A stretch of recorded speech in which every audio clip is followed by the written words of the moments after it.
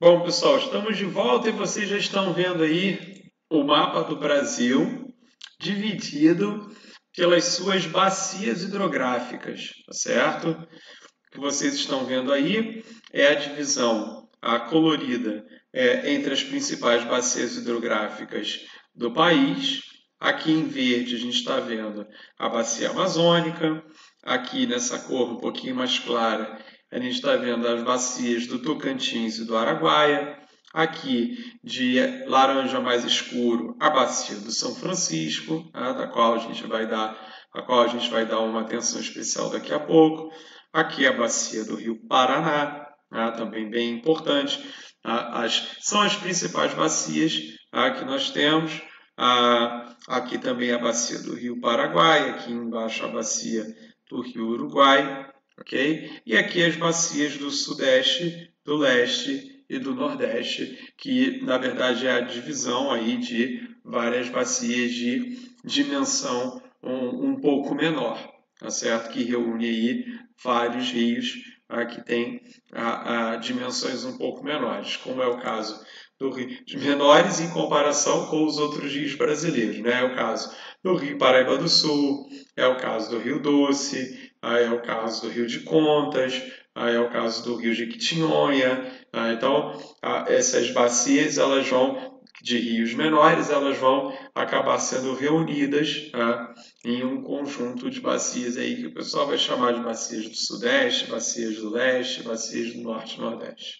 Tudo bem? Bom, a gente está falando aí o tempo inteiro de bacia hidrográfica, né? Está falando da divisão, inclusive, do país aqui em bacias hidrográficas, mas para a definição, né, de bacia hidrográfica, ou seja, o que é isso, né? Porque a gente está mostrando que é possível dividir o país em bacias hidrográficas, assim como é possível também dividir o mundo em bacias hidrográficas, mas o que significa efetivamente isso, né? Então vamos lá.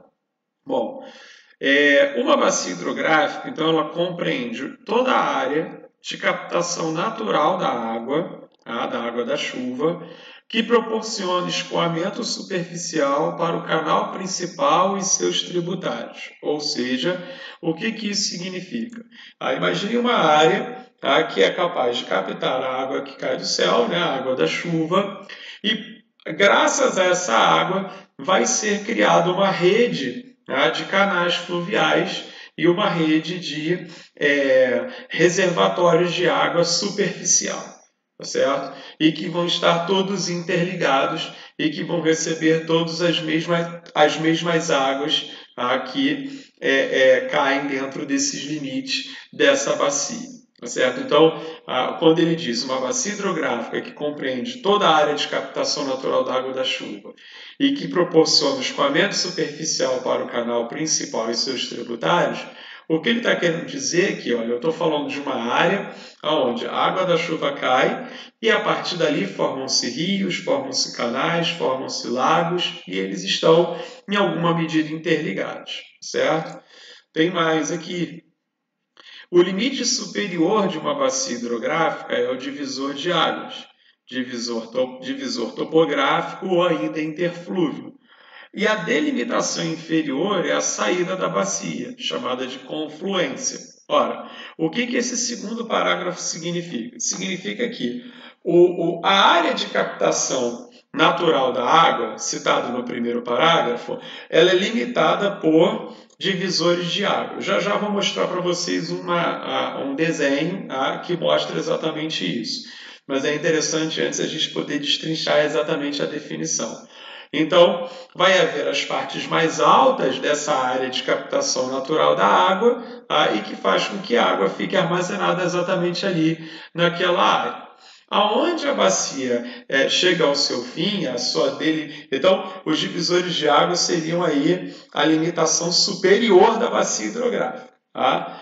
A limitação inferior seria a área de confluência, ou seja, toda a água que cai nessa área, seja através de rios, seja através de ribeirão, seja através de escoamento superficial, ela converge para um lugar específico que a gente vai chamar de confluência, tá certo? É chamado aqui na definição de confluência. Daqui a pouco eu vou mostrar o desenho e isso espero que vai ficar mais claro para vocês. O comportamento hidrológico de uma bacia hidrográfica, ou seja, se ela armazena mais água ou não, ocorre em função das suas características morfológicas, ou seja, o tamanho, né, da sua área, a sua forma, a topografia, as características geológicas, o solo, a cobertura vegetal, ou seja, quanto maior, tá, é essa área limitada pelos divisores de água, ou seja, a divisão superior da bacia, a tendência, né, é que a bacia seja capaz de captar mais água. Mas é claro que isso vai depender do clima do lugar, é claro que isso vai depender se há vegetação ou não, se a topografia é muito plana ou muito íngreme, porque, por exemplo, se a topografia for muito íngreme, a tendência é que a bacia receba essas águas, mas essas águas acabam escoando muito rapidamente. Então, a característica morfológica da bacia, o comportamento hidrológico, vai depender muito da característica morfológica da bacia hidrográfica. Tudo bem? Beleza? Bom, esse desenho aqui é o que eu estava falando para vocês. Então, aqui, pegando como base o primeiro parágrafo da nossa definição. Então, a bacia hidrográfica, olha só, seria a área capaz de captar a água da chuva, ok? E capaz de formar rios e canais. Então, essas partes mais altas aqui seriam o chamado divisor de águas ou interflúvio. E aí, como é que isso funciona? Ora, toda a chuva que cai desse lado aqui, tá, ela vai escoar, obviamente, para essa bacia hidrográfica.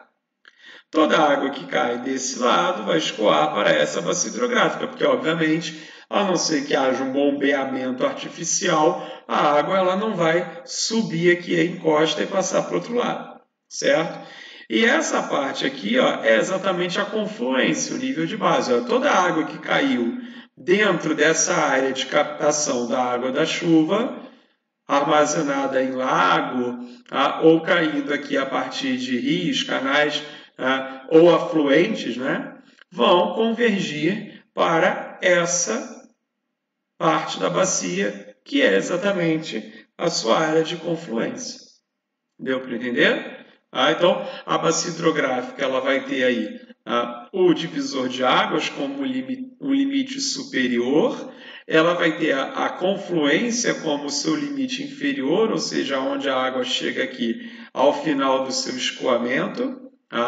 Ela vai ter o seu canal principal, que é o rio principal, que normalmente dá nome à bacia, como é o caso lá do Rio Amazonas, Rio São Francisco, Rio Paraná. Então você vai usar a expressão bacia amazônica, bacia do São Francisco, bacia do Paraná, tudo bem?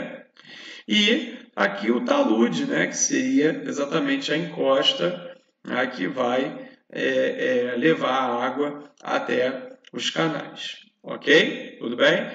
A geologia aqui vai interferir bastante, porque se for uma rocha mais impermeável, ela vai contribuir mais para o escoamento superficial.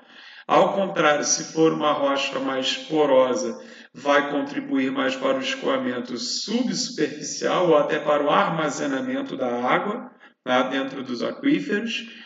Ou, havendo vegetação, a água também vai demorar um pouco mais para poder chegar aqui nos seus locais de armazenamento.